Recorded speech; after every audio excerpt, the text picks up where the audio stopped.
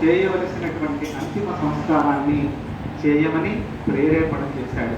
ఎందుకంటే మరొక వ్యక్తి ఎవరు అక్కడ లేకపోయారు కాబట్టి రావణాసురుడి సంతానమైనటువంటి ఇంద్రజిత్తు మొదలైనటువంటి వాళ్ళంతా అప్పటికే యుద్ధంలో సంహరింపబడిపోయారు కాబట్టి శాస్త్రమైతే ఉన్నామా త్రాయితేటి పుత్ర అని పుత్రుడు ఉండాలి ఉన్నాము అనేటువంటి నరకం నుండి వాడు ఉద్ధరిస్తాడు, అందుకు ఆయనకి పుత్రుడు అనేటువంటి పేరు వచ్చింది అని శాస్త్రం చెప్తున్నారు. పుత్రుడు అంటే పుత్ అనేటువంటి ఒక నరకం ఉందండి, ఆ నరకం పేరే పుత్. ఆ నరకం నుండి ఉద్ధరిస్తాడట. చనిపోయినటువంటి ఆ వ్యక్తి యొక్క కుమారుడు తాను చేసినటువంటి వైదిక కర్మల ద్వారా ఆ జీవికి ఆ నరకం సంప్రాప్తించకుండా ఉండేలాగా చేస్తాడు కాబట్టి పిండ పితృయాగం అనేటువంటిది చేస్తాడు కాబట్టి ఆ అధికారం ఆ ఔరస పుత్రుడికే ఉంటుంది కాబట్టి ఆ వ్యక్తికి పుత్ నుండి త్రాయతే రక్షిస్తూ ఉన్నటువంటి వాడు అయ్యాడు కాబట్టి పుత్రుడు అయ్యాడు. కాబట్టి సాధారణంగా మాకు వంశంలో ఉద్ధరించడానికి కొడుకు కావాలండి అనుకుంటారు. అనుకోవడంలో తప్పు లేదు. ఆ పుత్రుడు ఈయన చనిపోయేసరికి ఏ అమెరికాలోనో ఆస్ట్రేలియాలోనో ఉన్నాడు అనుకోండి, ఇంకేం ఉద్ధరిస్తాడు? సరే, అని ఓ విషయం. ఇక్కడ విభీషణుడు రావణాసురుడికి చేయవలసినటువంటి అంతిమ కృత్యములన్నీ కూడా చేశాడు.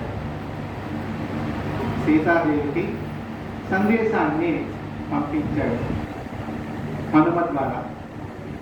హనుమ, నువ్వు వెళ్ళి చెప్పాలి, కానీ అంతకన్నా ముందు మరో కార్యం చేయవలసి ఉంది.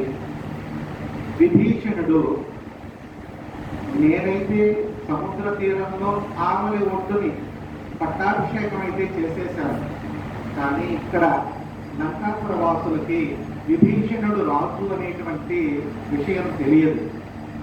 రాజు లేనటువంటి రాజ్యం అరాచకం అవుతుంది. ఆ రాచకం అంటే రాజు లేనటువంటి రాజ్యం అవుతుంది. రాజు లేనటువంటి రాజ్యంలో ఇష్టావర్తనము అనేటువంటిది ప్రజల్లో ఏర్పడుతుంది. తద్వారా వాళ్ళు ధర్మ బహిర్భూతులు అయ్యే అవకాశం ఉంటుంది. కాబట్టి వారంతా కూడా ధర్మాన్ని ఆచరించాలి అంటే ఒక రాజు, సుస్థిరమైనటువంటి ప్రజా పాలకుడు దేశానికి అవసరం. కాబట్టి ఇప్పుడు రాజు లేనటువంటి ఈ లంకాపట్నానికి రాజుని చేయవలసినటువంటి బాధ్యత మన పైన ఉంది. లక్ష్మణ, వెళ్ళు. నేనంటే తండ్రి ఆజ్ఞకి బద్ధుడై ఉన్నాను కాబట్టి ఏ పట్టణంలోకి కూడా ప్రవేశించడానికి వీలు లేదు నాకు. రాముడు ఇంతవరకు కూడా ఏ పట్టణంలోకి ప్రవేశించలేదు. తండ్రి ఆజ్ఞని అలా పాటిస్తూనే ఉన్నాడు. మరి కిష్కింధలోకి వెళ్ళాడు కదండి, కిష్కింధ పట్టణంలోకి ఆయన వెళ్ళలేదు. ఆ మాల్యవంత నగం మీదే కూర్చున్నాడు 4 మాసాలు వర్షాకాలంలో కూడాను. కిష్కింధకి రాజుని చేశాక సుగ్రీవుడిని పంపించేసి నువ్వు వెళ్ళి రాజ్యపాలన చెయ్యన్నాడే తప్పించి రాముడైతే మాత్రం ఆ రాజ్యంలో ప్రవేశం చేయలేదు. తండ్రికి ఇచ్చినటువంటి మాట, ఒకే మాట ఒకే బాణం, అది రాముడు. మడమ తిప్పనటువంటి మాట కాదు ఆయన. ఒక మారు మాట ఇచ్చాడు అంటే జవదాటడు. జాన్ జాయ్ పర్ వచన నా జాయ్, తులసీదాస్ గారు అంటారు. జాన్ జాయ్, ప్రాణం పోవచ్చును గాక, వచన్ నా జాయ్. ఇచ్చినటువంటి మాట తప్పడు రాముడు, అటువంటి వాడు. కాబట్టి మాటకి కట్టుబడినటువంటి వాడు. ఒకే మాట ఆలోచించి ఇస్తాడు, అది జీవితం ఉన్నంత వరకు పాటిస్తాడు. అలాగే ఒకే బాణం ఆయనది. ఒక మారు ఈ అస్త్రం వెళ్ళి సంహరించాలి అంటే చాలు, వెళ్ళిపోయే అవతల ప్రత్యర్థిని ఎంత వాడైనా సరే సంహరించేస్తుంది. అలాంటి శక్తి కలిగినటువంటి రాముడు. అలాగే ఒకే పత్ని, ఒకే మాట, ఒకే బాణం, ఒకే పత్ని. ఇది రాముడు తాలూకా పరిచయం. ఒకే పత్ని.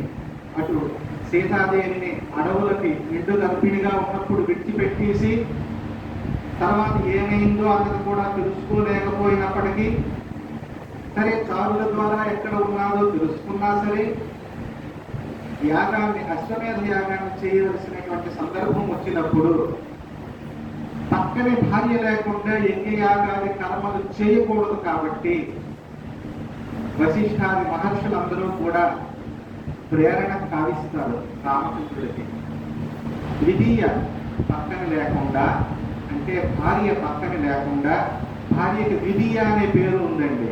ద్వితీయ అంటే భార్య అని. నీ పక్కన ద్వితీయ లేకుండా ఎలా యజ్ఞాన్ని చేస్తావు అంటే, ఆయన బంగారంతో ఏర్పాటు చేసిన సీతాదేవినైనా పక్కన కూర్చోబెట్టుకొని యాగాన్ని పూర్తి చేసేడే కానీ లౌకికంగా మరో స్త్రీని వివాహం చేసుకోలేదు. అది రాముడు అంటే. ఈ రోజుల్లోన ఇలా భార్య చనిపోతే అలా మళ్ళీ వెతకడాలు మొదలు పెట్టేస్తారు ఈనాటి పురుషులు. ఎందుకంటే జీవితంలో స్త్రీ లేకపోతే అసంపూర్ణం అయిపోతుందని, రేపు నా పరిస్థితి ఏమిటి అని, ఆవిడ ఉంటేనే నాకు జీవితం గడుస్తుంది అనేటువంటి ఒక భ్రమలో పడిపోయి, కానీ ఏదో ఒక విషయం కావచ్చు వెంటనే ద్వితీయాన్ని అంటే పత్నిని స్వీకరించడానికి సిద్ధపడిపోతూ ఉంటారు. కానీ స్త్రీలు చూడండి, భర్త చనిపోయాక ఆ పని చేస్తున్నారా, మరి ఆవిడికి ఎవరు రక్షించే వాళ్ళ లోకంలో లేరా, ఆవిడకు ఉన్న నిందన ఈ పురుషులకు ఎందుకు ఉండదు, ఆలోచించవలసిన అవసరం ఉంది. కాబట్టి పురుష ప్రపంచం అంతా కూడా జాగ్రత్తగా ఆలోచించి రాముడు నడిచిన బాటలోనే నడవాలి అనేటువంటి సంకల్పం కానీ తీసుకుంటే ఎప్పుడూ కూడా హాయిగా ఆనందంగానే ఉంటుంది. లక్ష్మణుడితో అన్నాడు, నాన్న వెళ్ళు, ఇప్పుడు ఈ విభీషణుడికి పట్టాభిషేకం చేయవలసినటువంటి అవసరం ఉంది. అందరి సమక్షంలో జరగాలి. రాజుగా ప్రతిష్ఠింపబడాలి అంటే అది 10 మందిలో జరగవలసినటువంటి పని. ఏదో మనం చేసాము సముద్రపు ఒడ్డుని అంటే అది ఇక్కడ లంకావాసులకు తెలియదు కాబట్టి ఘనంగా చెయ్యాలి అని చెబితే సరే అని బంగారపు కలశలను తెప్పించి, సముద్ర జలాన్ని తెప్పించి, దివ్యమైన నదుల యొక్క తీర్థాన్ని తీసుకువచ్చి విభీషణుణ్ణి సగౌరవంగా లంకా పట్టణంలోకి తీసుకుని వెళ్ళడానికి సిద్ధపడ్డాడు. ఓ పక్కన కూర్చొని విభీషణుడు బాధపడుతూ ఉన్నాడు. ఏమయ్యా, రాజ్యానికి రాజు కావలసినటువంటి నువ్వు ఇలా బాధపడతావేంటి? లే, కర్తవ్యోన్ముఖుడివిక, రాజుగా పట్టాభిషేకం చేసుకో, స్వర్ణ ఖచ్చితమైనటువంటి, మణిమయ ఖచ్చితమైనటువంటి స్వర్ణ కిరీటాన్ని శిరస్సును ధరించు.